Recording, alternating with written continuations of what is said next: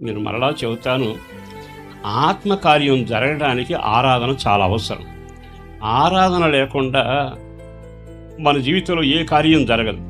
పొయ్యి మండాకే పైన పెట్టింది కాలుతుంది, ఉడుకుతుంది. మంట లేకుండా పైన ఏం పెట్టినా కార్యం జరగదు. ప్రసంగం చేయటమైనా, స్వస్థలు చేయడమైనా, ఘనకార్యాలు చేయటానికి ముందు మంట ఉండునుగాక. మంట అంటే మనం అభిషేకం చేత నింపబడాలి.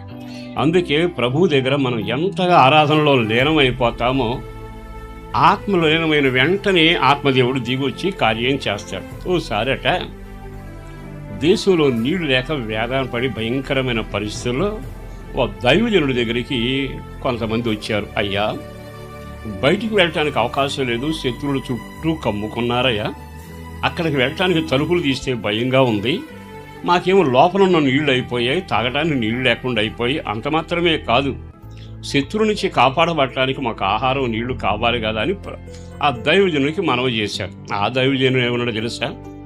అయితే పాటలు పాడి వీణ వాయించగలిగిన వాడిని ఒకరిని తీసుకురండి అన్నాడు.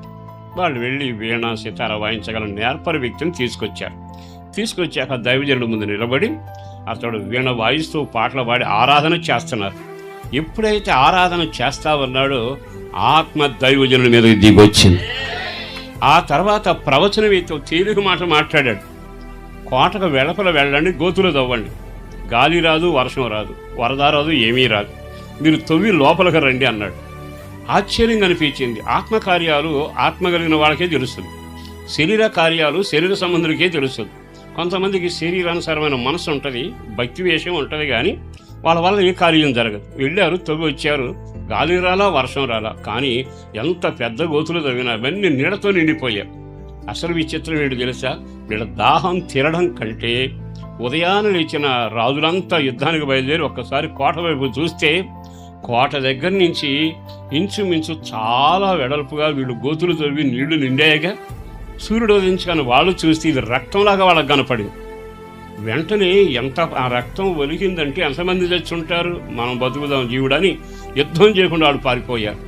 దేవుని ఆత్మకార్యాలు జరిగినప్పుడు అపవాది చెప్పకుండానే పారిపోతాడు. ఈ శుభవేళ ఆ కార్యాలు జరుగునగా నిలబడి ఆరాధన చేద్దాం. అందరూ లేచి నిలబడండి, అందరూ నిలబడాలి.